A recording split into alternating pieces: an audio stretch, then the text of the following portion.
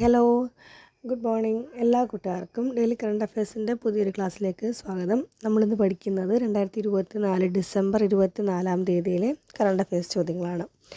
അപ്പോൾ ആദ്യം നമുക്ക് ഡിസംബർ 24 പ്രത്യേകത എന്താണെന്നുള്ളത് നോക്കാം. അതായത് ഡിസംബർ 24 എന്ന് പറയുന്നത് ദേശീയ ഉപഭോക്തൃ ദിനമായിട്ട് ആചരിക്കുന്ന ദിവസമാണ്. ഡിസംബർ 24 ദേശീയ ഉപഭോക്തൃ ദിനമായിട്ട് ആചരിക്കുന്ന ദിവസമാണ് ഡിസംബർ 24. അപ്പോൾ നിലവിലെ നമ്മളുടെ കേന്ദ്ര ഉപഭോക്തൃ കാര്യമന്ത്രി പ്രഹ്ലാദ് ജോഷി. അതേപോലെ നമ്മുടെ കേന്ദ്ര സർക്കാർ ഉപഭോക്താക്കളെ സംരക്ഷിക്കുന്നതിനായിട്ട് 3 ആപ്ലിക്കേഷൻ ഇറക്കിയിട്ടുണ്ട്. അതായത് Jago ഗ്രഹക്, Jago app, Jagriti app, Jagriti dashboard എന്ന് വെച്ചാൽ ഡിജിറ്റൽ വിപണിയിലെ അന്യായമായിട്ടുള്ള നടപടികളൊക്കെ ഉണ്ടാവുമല്ലോ. അപ്പോൾ അതിൽ നിന്ന് ഉപഭോക്താക്കളെ രക്ഷിക്കുന്നതിനായിട്ട് കേന്ദ്ര സർക്കാർ ആരംഭിച്ച 3 ആപ്ലിക്കേഷനുകളാണ് ജാഗോ ഗ്രഹക്, ജംഗോ ആപ്പും ജാഗൃതി ഡാഷ്ബോർഡും. ഈ 3 ആപ്ലിക്കേഷൻസ് ഡിജിറ്റൽ വിപണിയിലെ അന്യായമായ നടപടികളൊക്കെ ഉണ്ടാകുമ്പോൾ അതിൽ നിന്ന് ഉപഭോക്താക്കളെ സംരക്ഷിക്കുന്നതിനായിട്ട് കേന്ദ്ര സർക്കാർ ആരംഭിച്ച 3 ആപ്ലിക്കേഷനുകളാണിത്. അടുത്ത ചോദ്യം, അന്താരാഷ്ട്ര ഫുട്ബോൾ സംഘടനയുടെ ഫിഫയുടെ പുതിയ റാങ്കിങ്ങിൽ ഇന്ത്യയുടെ സ്ഥാനം എത്രാമതാണ്? അന്താരാഷ്ട്ര ഫുട്ബോൾ സംഘടനയുടെ പുതിയ റാങ്കിങ്ങിൽ ഇന്ത്യയുടെ സ്ഥാനം 126 ആണ്. 126. അടുത്ത ചോദ്യം, അടുക്കള നവീകരിക്കാൻ 75,000 രൂപ വരെ തദ്ദേശ സ്ഥാപനങ്ങളിൽ നിന്ന് ലഭ്യമാകുന്ന പദ്ധതിയാണ് ഈസി കിച്ചൺ പദ്ധതി. അടുക്കള നവീകരിക്കാൻ 75,000 രൂപ വരെ തദ്ദേശ സ്ഥാപനങ്ങളിൽ നിന്നും ലഭ്യമാക്കുന്ന പദ്ധതിയാണിത്, ഈസി കിച്ചൺ പദ്ധതി.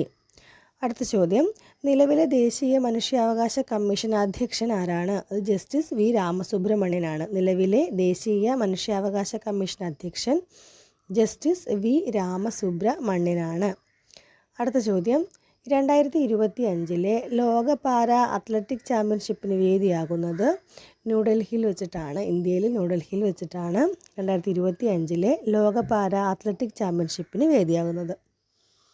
അടുത്ത ചോദ്യം, 2024 ഡിസംബറിൽ നിയമിതനായ കേരളത്തിൻ്റെ പുതിയ ഗവർണർ അത് രാജേന്ദ്ര വിശ്വനാഥ് ആർലേക്കറാണ്. 2024 ഡിസംബറിൽ നിയമിതനായ കേരളത്തിൻ്റെ പുതിയ ഗവർണർ നിയമനമാണ് കേരളത്തിൻ്റെ പുതിയ ഗവർണർ രാജേന്ദ്ര വിശ്വനാഥ് ആർലേക്കർ. അടുത്ത ചോദ്യം, വൈദ്യുത വാഹനങ്ങൾ ഉൾപ്പെടെ ഉപയോഗിച്ച വാഹനങ്ങൾ വാണിജ്യാടിസ്ഥാനത്തിൽ വാങ്ങി വിൽപ്പന നടത്തുന്ന ഇടപാടുകൾക്ക് മേൽ ചുമത്തിയ പുതിയ GST ആണ് 18%. ഉപയോഗിച്ച വാഹനങ്ങൾ വ്യക്തികൾ തമ്മിൽ ആണ് കൈമാറുന്നതെങ്കിൽ അത് ബാധകമല്ല.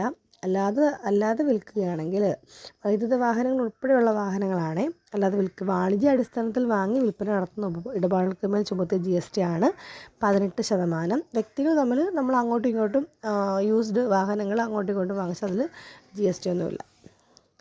അടുത്ത ചോദ്യം, സംസ്ഥാന സർക്കാർ ഏർപ്പെടുത്തിയ കേരള ജ്യോതി പുരസ്കാരം ഇത്തവണ നേടിയത് അത് MK സാനു ആണ്. സംസ്ഥാന സർക്കാർ ഏർപ്പെടുത്തിയ കേരള ജ്യോതി പുരസ്കാരം ഇത്തവണ നേടിയത് ആരാണ്? MK സാനു ആണ്. അടുത്ത ചോദ്യം, കേരള ഹൈക്കോടതിയിൽ എത്ര ജഡ്ജിമാരെയാണ് അടുത്തിടെ നിയമിച്ചത്? 5 ജഡ്ജിമാരെയാണ് നിയമിച്ചത്.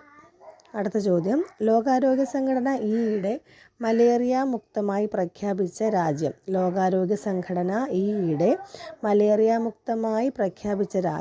രാജ്യം ഈജിപ്താണ്. Thank you.